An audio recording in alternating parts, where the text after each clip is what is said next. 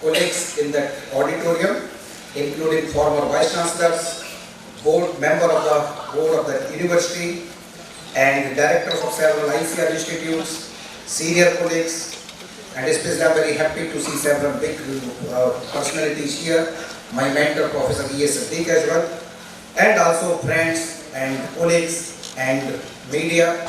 A very good morning to all of you.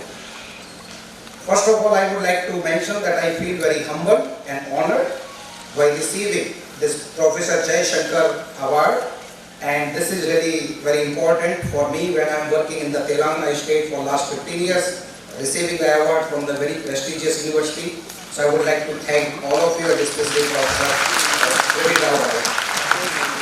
Secondly, this is also an honor for me to give this 5th Foundation Day lecture of this university. And as mentioned, and we know that basically this is after the name of Professor Jaishankar, who is really the truly ideologue of Telangana, and he was a famous educationalist, agricultural scientist, and always fought for the cause of the state and for the farmers. So this is really an honor for me to give this lecture. Now, we have heard a lot from our Honorable Vice Chancellor, who is very dynamic, very innovative, and his innovation is reflected in each and everything. I was very pleased to see that unlike at many places where bouquets are offered, he decided to offer these pots and the plants which can be used to grow or to put another plant like that one. So this is fantastic, and I really feel very happy to be associated with it. Now, coming back to the lecture, so I will talk about these global innovations in agriculture, that how we can feed 1.7 billion in India by 2050. So, and this is again good news for me. I'm very happy to participate in this university's Foundation Day lecture. So first of all, I would like to congratulate Professor Jaishankar, Telangana State Agriculture University and its leadership for their Foundation Day. Now, as mentioned, and I have been following the university's progress for last 5 years, that during last 5 years they have been creating the next generation of scientists. So for instance, last year itself they had, not last year, rather this year, 592 UG scientists, 144 PG scientists, PG students, and recruitment of large number of faculty. Similarly, not only the creation of next generation of scientists, they are generating excellent research outputs. Several of those publications were inaugurated today, but now as I mentioned, I heard that there are several varieties, several tools to help the farming community, so that outstanding. And not only that, but the teaching and research, they are making the impact on the grounds from their extension and outreach program, organizing the farmers' mela, developing the tools so that farmers can be helpful for farming communities. So this is fantastic. And not only that, one other thing is which I would like to mention, that Professor Rajeev is making this foundation of this university very strong. He is training his scientists around the world. Even 2-3 months back when I was in Europe, I found several scientists from PJTSAU. When I was in United States, that Professor Prasad, he mentioned that I am hosting some scientists. So this is really shows that wisdom and the vision of that Honorable Vice Chancellor, that how they are making this foundation stronger. Even at ICRIS, as he mentioned, that we train more than 50 scientists for 2 weeks program or so. So for all these things, I really feel very happy, and let's congratulate Honorable Vice Chancellor and team for achieving several awards, including Best Vice Chancellor Award, and also the university is ranked 6th number in India and number 1 in the South India. So this is great. So thank you very much, sir, for leading this fantastic organization and not only taking the name of the university, but Telangana in India and international level. So this is really remarkable. Now, when we are talking about the laurels, so we should not rest on laurels for a long time. We should think about the future. And when we talk about the future, right now we know that agriculture in India, especially when we talk about the future, we may have several challenges. Some challenges they are local, some challenges they may be global challenges. And let's talk that what kind of challenges we have. So good news is that India has overcome from this poverty, or still there are some areas where we have overcome from the hunger, but again, still there are some pockets where we have these issues. But right now, around the world, not only the hunger, nutrition is coming as a big issue. For instance, only 800 million people they are having that issue of that hunger, but 2 billion people they are suffering from malnutrition. So we need to do something. And when we talk about the sustainable development goals of the world, then hunger is important, but more than that, nutrition plays a very important role, and this is essential for the success of all the sustainable development goals. So being agricultural scientists, we need to work in both directions, that we need to generate more food, and not only the food, but the nutritious food. So this is very important, especially when we say that 42% of the children of India, they are suffering the malnutrition. So we need to work in this particular direction. The other thing is that when you talk about this international situation, this video is not working, but nevertheless this shows that how the earth is being warmed during the last 200 years. And this earth is being warmed continuously. We are facing the challenges of the climate change. We already started to see the impact in India, where we are having the erratic rainfall. In this country, at several places, we have the water scarcity. We knew the news from this Chennai also. At the same time, we have the floods. We are having high temperature, environment is changing. So this is going to make a serious impact on several major crops around the world, including maize, rice, wheat, which are the important crop of the world, and also the other crop. Not only this thing in the globally or in India level, even for the Telangana state also, as you can see from this picture, that how Telangana state will be moving from this present situation to that middle one, which will be, you can see this red color in the dark red color in the 2050 or so. Because of all these regions, our crops will also be adversely affected. So what we need to do, that we need to think about that one. Second is the shortage of the water. Even at 2020, right now 19 or so, we are having 30 to 40% of the world in the water scarcity. In 2030, we will have 60% of the global, only 60% of the global needs will be met by water. And if you see 2050, overall water demand increase of 55%. We know that Professor Praveen Rao Garu has worked in this water management, so we need to think about some innovative solution that what we can do in this particular area. Population is another important thing. In India, we are right now 1.3 billion, lesser than China, but now if you see this graph, that by 2050, Chinese population will be lesser than what we have the present, but Indian population will be reaching 1.66 billion or 1.7 billion. So now this is a very serious concern that we need to produce more food. And not only that one, other thing is that many times we talk that even there is no shortage of the food, but globally, huge amount of the food waste is happening. In developing countries, we are losing because of the post-harvest loss or so, but in the developed world, we are losing even the food from the supermarkets and from the store. Now in India also this is happening. So we need to think about this particular issue as well. So now if you see around the world, the global population will be reaching around 9.7 billion by 2050. To feed this population, we need to produce 70% more food. And now when you talk even the current scenario, I have put this slide where on the top you are having the theoretical potential yield. For many crops we have really huge yield, but when they go to the experimental station, this goes down. When you go to the farming, this goes further down. And actually what farmers are harvesting, this is very minimal. So there are basically three types of the yield gap. The yield gap 0 can be done by scientists to breed the potential varieties. The second one, the yield gap 1, is because of the environmental differences. We need to address this issue. And yield gap 2 is because of the biophysical constant and socio-economic constant. So we need to address these issues as well. Now, as I mentioned earlier, so India has been a success story for agriculture. Many times we don't recognize, but if you see the fourth estimate of this year, we are going to produce more than 284 million ton of food grains, including more than 100 million ton of wheat, 100 million ton of rice or so. Even the pulses we are having 23 million ton, etc. So this has been great, remarkable progress. And again, thanks goes to all agricultural scientists sitting here in India. So please, I would like to request you to join in Congress. However, if you see the requirement, by 2050 we need to have 358 million ton grains. We need to have more than 90 million. Similarly, in the pulses, we need to have the 46 million ton. We need to have higher amount of oil seeds as well as cotton. Cotton we need to have more requirement because number of population is increasing. So you need to have much more what we are having at present. India has done a great job during last 40-50 years after Green Revolution.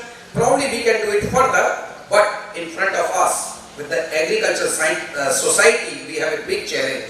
What is the big challenge? That's how to produce more food with less resources. Less everything. We will have less arable land, less water, less labor. So this is a very serious thing. And not only food, we need to produce the nutritious food.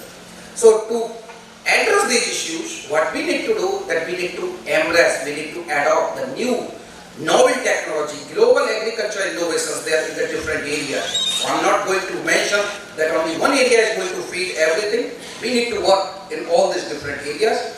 I have listed a few agricultural innovations. Probably this is not the full list. You may know more than me, but I have just listed a few. One of them is improving the genetics of the seed. So basically this is the first thing, that how you can produce a variety which is having higher potential, and we can do it different ways. Sometimes even if you have the high yielding varieties, they are not reaching to the farmers because of that broken down or by not very strong seed system. Other thing is that if even the seeds reach to the farmers, but if they don't have the good agronomy packages, then you cannot have the high yield. We need to address the issue, as Honorable Vice Chancellor mentioned, about the optimization of the resources, that how we can use the innovations in irrigations, how we can work in the area of sustainable intensification so we don't create the more problem to the environment.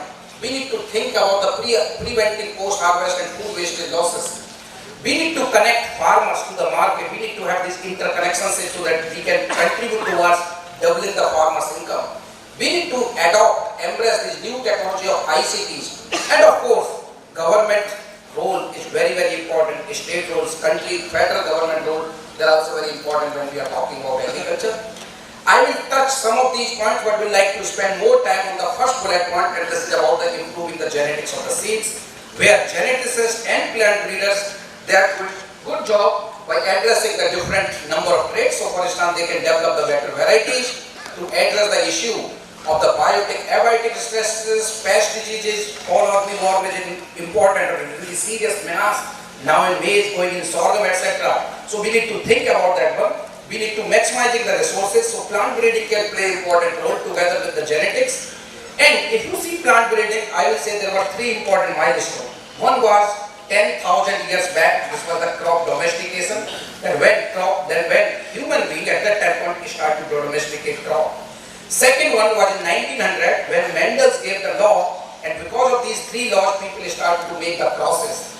Third happened maybe sometimes in 1953 or so when we had this discovery of the DNA, and after that we had the different areas of research, molecular breeding, GM technology, gene editing, etc. So we have all these innovations, and all of them they have contributed to enhance this agriculture output during the last 100 years or so. Now, many of you, when they ask the question how plant breeding is going to be helpful. Now this is the slide. Here you can see on the left hand side the corn or the maize. This corn cob was just 19 millimeter, very small. But then this has been transformed as 190 millimeter on the right hand side. This happened because of the domestication. Now if you go down, earlier they had only 8 known varieties, now you got 200 varieties. And you can see that earlier this was only in Central America, but now this is grown in more than 60 countries just because of this genetics and breeding. Furthermore, this is a slide, and here they show the example that how agriculture productivity is being increased in the case of maize. Green color thing is showing in the developed countries, United States, red color in Africa. Shows the role of the genetics, breeding and agronomy. So until 1980 when we had a lot of inputs of fertilizers, this was great that we had this thing, but after 1980s, the yield advantage you see in the United States is coming mainly by genetics. But if you don't have the improved varieties, you don't have the good agronomy, then the agriculture growth is very low, as you can see at the red color. So genetics and breeding, they are going to play an important role. I call genetics is the core of the seed. As you have the engine in the car. So now you see that there are different cars. In India we had Maruti 800 long back, right? And now you got these different cars. If you are given the choice that which car you would like to go, you will always go with the high cc engine. Similarly, this DNA or the genetics is the core of the seed. You need to work in the same direction. And I always think that breeders, they are like car manufacturing factory, and they need to produce better cars, better varieties. What does it mean? That here I have put this cartoon. On the left hand side, the seed is having this DNA, and the green color thing, there are only few favorable alleles. On the rightmost seed, you got several dots of the green. So what does it mean? We need to produce the cars with the higher CC. Similarly, we need to produce the varieties with higher amount of the favorable alleles. This is the way we need to do. If you would like to produce more varieties, more like car companies do, the car companies are successful when they are producing more cars and they are bringing the cost down. But they are always thinking about this core strength of the car. Many companies, they are doing this automation. Now this is the time that we need to do as a breeder development of the varieties by using the modern technology, by bringing this, like when you are having this car factory, you need to have the different parts of the car. Similarly, we need to first generate those parts, then we need to assemble. What does it mean? That we need to think about the genome. And what is this genome sequence? Genome is a blueprint of anybody. When we are the human being or insect or plant, anything. So blueprint determines that what kind of that person will be, what kind of variety will be. So we need to understand these things. What does it mean? We need to understand these motor parts. We need to bring these motor parts from the different genetics research. And then we need to assemble these things as we were talking earlier. When you talk about the sequencing, as I mentioned that although the DNA helical was given sometimes in 1953 or so, but then in 1990 only, international community thought that when we know that everything is controlled by the genes and we all are worried about the human health, can we understand each and every gene about the human? Then they embarked on a project on the Human Genome Project in 1990. This took 13 years. In 2003, they came out with the first human genome sequence. This costed $2.7 billion. So this was the first time, and many people, they compared this discovery as the similar kind of thing landing on the moon. And this was announced by President Bill Clinton at that time in the United States. But now, we cannot keep on spending $2.7 billion in sequencing each human genome. Now there is a possibility that we can sequence the genome in just $100 and in just 24 hours. They are planning to go even half an hour. That when you go to the clinic, and then based on the human genome, based on your genome sequence, that prescription can be done. So this is the plan. But why this happened? Why this is happening? Because of the advances in the sequencing technology during the last 30 years or so, or not 30, 20 years. There are a lot of advances in the sequencing technology. Because of these things, this has been possible now to sequence the genomes of the different crops.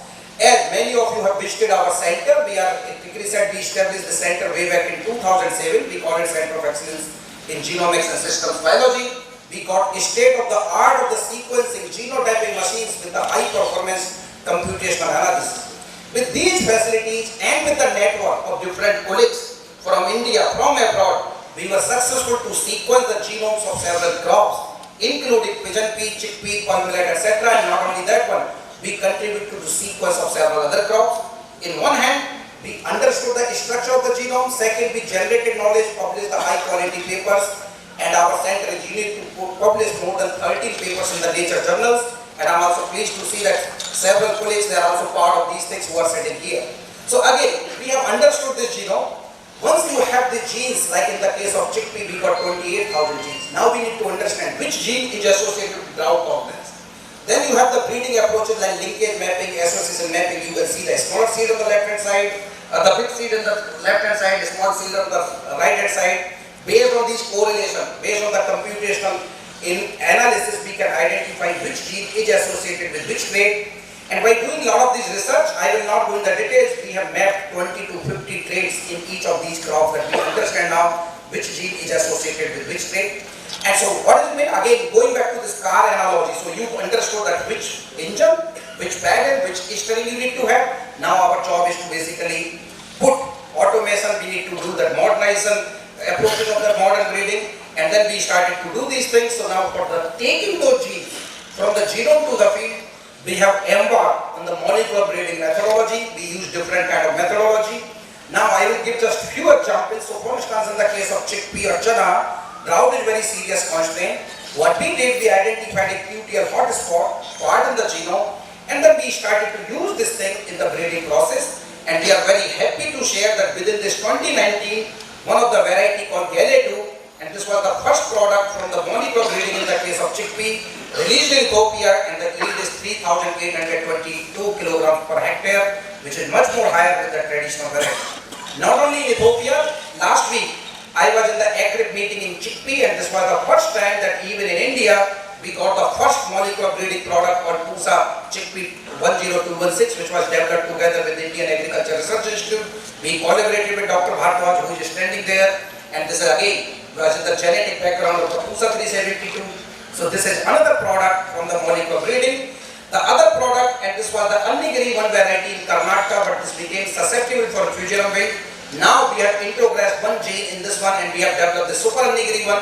Again in the active chickpea, this variety was again identified for the commercial release. And Dr. Manu on the left hand side, he is the breeder, and he is very happy. So that now this has become we are having the resistant variety. When you are having the resistance, then you also enhance the seed yield as well. Similarly, in the case of groundnut, we have worked with several organizations in India, and Director of Groundnut Research, they have released together with us Girnar 4 and Girnar 5, the first step of the high oleic groundnut variety. Generally, groundnut does not have much oleic acid, more linoleic acid, which is not good for health, but by using the molecular breeding methods, we have generated the lines which are having more than 80% oleic acid. So these are the other varieties coming from that one. Foliar disease resistance, this is another problem, and now some of our lines, they are already in the active trials, and we hope that some of them they will also be reaching to the farmer's field. And the another thing which I would like to mention, that even we have been working with PJTSU as a part of the USA project with several colleagues, even with the pollen centers, here from PJTSU, Hyderabad, Professor Siddiq and myself visited Tandur several years back. But now from this work also, some lines they have been nominated for active pigeon pea trials and also a state variety release trial. So we hope that some of these lines, they will also be coming in that farmer's field later. So these are good success stories that where we can see that molecular breeding has been successful, genomics is working, but now we can ask the question, so what's next? Next, let's see. What we need to do now, that we need to make these process continuous. We need to think about this enhancing the genetic gain, and I have put the 4 phenomena we need to do: enhancing the selection intensity. We need to generate more population. Each breeding program, they need to go for more crosses, larger number of population, not these small crosses in one population. We need to enhance the selection accuracy in the breeding program. We need to enhance the genetic variance. We need to reduce the time to breed the variety. And these are 4 important areas. And we need to bring these alleles from the different genetic backgrounds. Now, in the gene bank, we got more than 7.4 million exosomes. We need to start understanding that what genes are present, what kind of traits you are having. So in this context, like in the case of pigeon pea, we sequenced 292 lines, and some colleagues like Dr. Amrada, Dr. Yamni from this PJTSU, they were also part of this project where we sequenced this pigeon pea, published this paper in Nature Genetics, understand that about the genes. Similarly, in the case of chickpea, we have recently sequenced 300 lines. So we are doing a lot of resequencing. We are associating the traits with these things. Now, when you have these new genes which are not present in your breeding program, we need to take them to the breeding program. The other thing is we need to think about these classical breeding funnel where breeders are making just 20 to 30 crosses, they are just producing 100 to 200 lines. This process is very slow. We need to produce variety much more faster, much more better, not the one that what we are doing. We have done great work, but there is a possibility. How we can do it? Instead of having this breeding funnel from vertical, we can take in the horizontal. I have given the idea, let's make 1000 cross, not 100 crosses. Let's make 1000 lines per cross. Let's make at least 100 crosses. Can you generate 10,000 F1s, etc.? Can you go to the early generation? Then you will ask the question, hey, we don't have that much field. No worries. We got the molecular markers and early generation. You can screen these lines and then you can continue with a smaller number of the population. But we need to enhance the selection intensity. This is important component of the genetic gain. Another approach like genomic selection. Earlier we were selecting the line with 1 or 2 loci, 1 or 2 genes. Now we have the possibility to select the line based on the whole genome screening. These things are possible. So this is the big way that we need to go. Now, earlier we were taking 1 or 2 genes, but now based on the sequencing of the germ plant for a given gene, you can identify different forms. We call them haplotypes. Now, idea is that we need to bring these haplotypes together. Here is the example of the case of pigeon pea, for instance. Maruti is a variety. For a gene 23080 is H4 haplotype, but S6 is a good haplotype. Now how can we bring these haplotypes together? This is called haplotype based breeding. We were talking that now for like crop like pigeon pea, we are having only 1 generation per year. In groundnut we are having 2 generations, but now this is not the way we need to move on. We need to do something like speed breeding. This is technology invented by one of our friend Rajeev K, and he's having this possibility that you can have 6 generations, up to 6 generations per annum. So you are taking 6 to 8 years to develop the varieties, now you can reduce this time. So this is the way that we need to move on. Gene editing is another technology. We have done some good work earlier in that GM, but there are some public issue, etc. which should not be happen, but nevertheless, we need to consider, we need to take policy makers public with us. In this direction, now there is a possibility to edit the gene. So you are not bringing anything from outside different gene, but you can edit the gene very precise manner. And here you have the different kind of approaches. CRISPR-Cas is very powerful approach. Our colleagues at said they are using this approach, and many other organizations in the world or in India, they are doing this thing. So we need to move in this direction. There are already products coming out from the gene editing. United States, they already have told that there is no requirement of the regulatory thing or so. So in several other countries, so we need to think about the gene editing technology. So this, we already have those things, we need to work. But now what is the future? After 2030 or so, are we ready to utilize those technologies? We always need to think about the future. This is great, we did good work in past. So what about in the future? We were talking about the sequencing. Right now we are sequencing the whole genome DNA based on the tissue. Now there are the ways that you will be having the possibility even to sequence a single cell level. You can understand that what kind of pressure you are having at the cell level. Can you identify those kind of genes? Similarly, genes do not work in isolation, that I say that I got the drought tolerant gene or fusion or bit resistant gene. When they work in the genome, they work in very interactive manners. Can you understand this interaction? This is much more important. This can be done by systems biology. Now, people are talking, forget these things, make it cross, etc. In the case of bacteria, they already have done. You have synthesized the new gene, 10,752 genes in the lab, and you can give the life. This is called synthetic biology. Idea is, in the plant system, animal system, in the 2050 we will be reaching in the direction that you can synthesize the gene in the lab and then create a new plant. These are all possible. Let's see that what happens. Not only that one, you can edit the genes, you can write the genomes. As we are right now, we have the keyboard, we can keep on writing whatever we would like to write. Similarly in the lab, can you write the genome? So all these things. Now again, idea is by telling these things, innovative organizations like PJTSAU, ICR Institute, international organizations, are we ready to embrace those kind of technology to address the challenges? If not, we need to work in this direction. So I talked a lot about this, improving the genetics of the seeds. Now we will go one by one very briefly, not in the detail. So one is this strengthening the seed system. If we will continue to depend on the formal seed system, probably we will not be able to take the improved varieties to the farmers. One of my colleagues, Chris Ojibo, worked with FAO. He's talking we need to have the integrated approaches and the institutional partnership in production and supply of the various seeds. We need to make sure high quality seeds are reaching to the farmer. The other thing, in many countries, even when I travel to Africa and many states in India, we feel very surprised that farmers, they still grow 20 to 30-year-old varieties. We need to break this phenomena. We need to make sure no farmer is growing any variety which is more than 4 to 5 years old.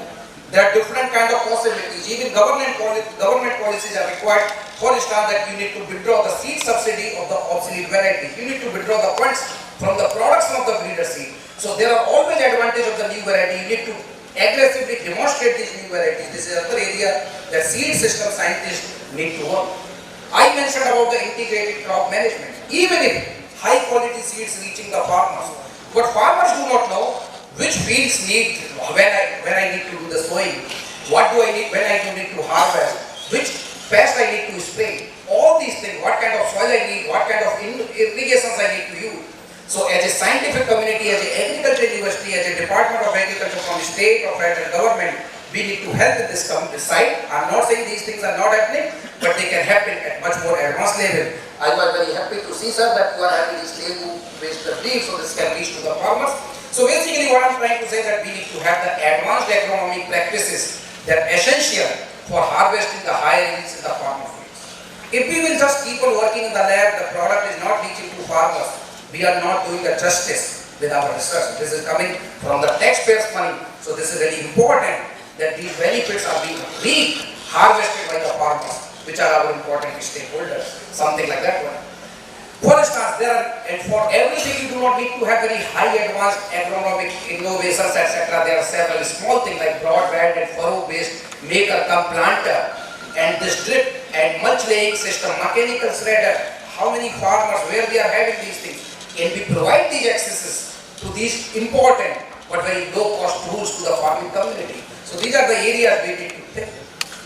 I mentioned earlier, Professor Rao is known for his water research. He did fantastic work in Israel and many other places. Now, there is a need that we need to think about these innovations in the irrigation, small scale farmers.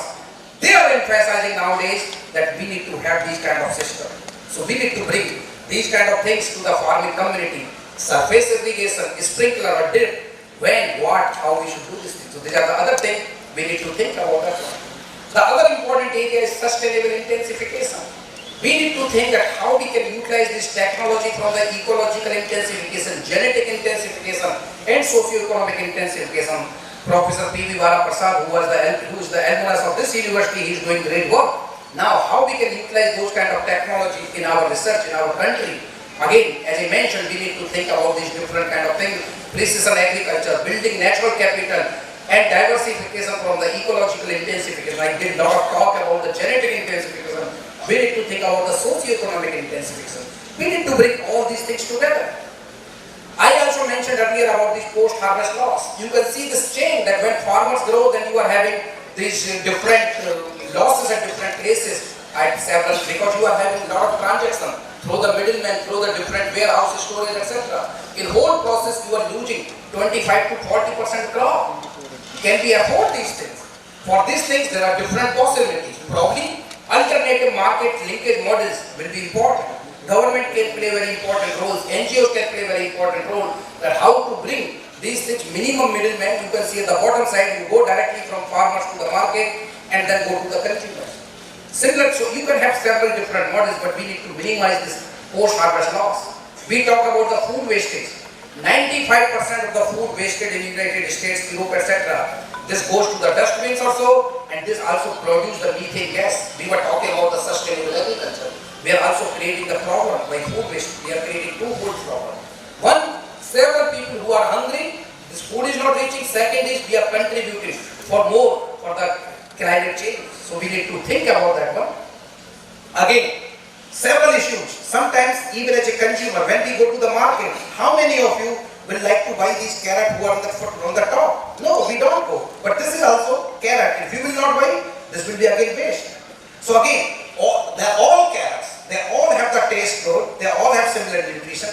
So why we need to have this kind of perfect picture kind of thing? Of course, there are different kind of things that now when you are going to these markets, and nowadays, as I said, the supermarket, etc., they are having a lot of food waste. In many hotels, restaurants, they have made, even in China when I was there last time, in the restaurant, in the breakfast time, they were reading that if any food more than 50 grams is in your plate, we will be charging you. So basically, you should take only that amount which you can eat. We are having a lot of buffet when we go to these marriages and public functions. We fill our plate with a lot of things that we throw. We should not do it. Now, even in France, there is a law now that each and every supermarket, when they are thinking that this food is going to be wasted, they need to send this thing to charity. Can India go for the French diet? Another thing I mentioned about these markets, that how we can provide this interconnection between farmers and markets and also bring the consumers in the picture. Farmers need to be trained in such a manner, they need to produce that crop, that vegetable, that thing only when this is the demand. Otherwise, many times, when farmers produces more than the demand, price goes down, next year farmers do not produce. So we need to think that what we can do in this direction, and that we need to bring this consumer in the picture. Again, there is a different kind of possibilities, how we can do this minimum transaction, how we can provide the direct connection of the producers with the strong food grain market, so that farmers can also be beneficiary and the consumers can also be the beneficiary. Lastly, information communication technology is going to play important role. If I ask a question, in this hall, is there anybody who does not have the mobile phone? Probably not. Rather, some of you may have 2 to 3 mobile phones. Similar thing is happening in our society. This is good. So now when you have this technology connection, we need to use this technology for, and nowadays we are talking about Internet of the Things, IoT. We need to provide these tools and technology to the farmers for checking soil health, introducing the traceability of the products we are talking, big data analytics, blockchain, drone and GIS based application, artificial intelligence. Probably we can work in this direction. Several big farmers in United States, they already have the possibility that even farmer, even on the, either on the tractor or in the room, they can determine that in which direction this laser-based seed sowing already started to happen, so you can control from your office that what to do. Although in India we have the smallholder farmers, probably we cannot reach to that level, but nevertheless we can start to use these ICTs thing, and I know that PJTSU is already working in this direction. They are already started to use these different programs and messages to farmers, etc. So these are some of these other. Lastly, as we know in the case of India, that although we have the Federal Ministry of Agriculture, but agriculture is the subject of the state, and so we need to think that how we can influence the policy makers, and I'm very happy to see that our Honorable Minister of Agriculture from the state, he is here. And so basically we need to think that how we can have this conducive policy environment at the federal level and the state level. At central level, there are different kind of policy from the Ministry of Agriculture and Farmers Welfare, is starting from this input management system to production management, and from the output management, extension management, sustainable agriculture, etc. So these are the different kind of policies, technology, etc. At the same time, even at the state level, there are the different kind of technology innovations. And I know that when I go to the different states, even in the UP state where I was born, and this was good to see that how much agriculture policies are popular in Telangana state. When I was talking to the farmers, they say, hey, you are coming from Telangana, and Telangana farmers are very happy. We would like to have similar kind of policies in the state. So again, the point is that we need to work in those kind of policies so that not just making the farmers happy, rather we need to make the agriculture as a profitable business to the farmers. This is very important for the country. The day when agriculture will become a profitable business, we can attract the youth in the farmers, we can even control these different kind of issues. So this is one of the things, and I know that Honorable Minister always would like to see these kind of things. So in summary, I think I spoke a lot, but now I would like to summarize in my presentation. Needs to step up the production of agriculture productivity by around 30% in India if we need to feed 1.7 billion people by 2050. And the responsibility is ours. No one else will come from anywhere. So in India we need to do these things. And institute like PJTSU, ICR Institute, international organizations like IRRI, ICRI, etc. They are going to play important role in these things. Global innovations in different areas are already there. We should ask, each of us should ask the question, how many innovations we are already integrating right now? If not, let's do it. Your Vice Chancellor is very dynamic. He was always, and whenever I interact, I always feel very inspired and encouraged. Though he is not from the genetics area, but then he recognize the potential of the different thing. So again, if you are missing something, please approach your leadership, and I'm sure they are going to do these things. And as I mentioned, these different agriculture research institutes or so, they are going to play important role. Not only that one, we need to think for future. What is going to happen after 10 years or so? Then we need to keep on upgrading infrastructure and exploiting human resources so that we can continue to excel in teaching, research and extension. University like PJTSU, not only in Telangana state, but also at India and international level. And I'm very much convinced with this kind of leadership, with the kind of support from the state government and this current leadership of PJTSU, I'm sure the future leadership is also going to be much more good. So with all these things, I'm very much convinced that university like PJTSU, people like you are going to play very, very important role to contribute to agriculture growth in the state, and also to feed 1.7 billion Indians by 2050. With these words, thank you very much, and thanks a lot for